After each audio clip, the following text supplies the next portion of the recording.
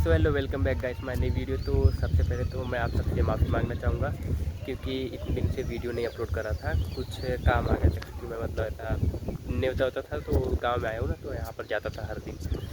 तो आज वीडियो बना रहा हूँ क्योंकि कल हमारे गांव में ना इतना तेज़ आनी आया था, जिसकी वजह से बहुत सारा मतलब ऐसा पेड़ भी बहुत टूट चुका है और हवा भी बहुत तेज़ चल रहा था। चलो आप लोग को वो दिखाता हूँ। उससे पहले चैनल को सब्सक्राइब कर लीजिए और वीडियो को लाइक कर दीजिएगा, और वीडियो पसंद आए तो और भी अपने दोस्तों के पास शेयर करिएगा।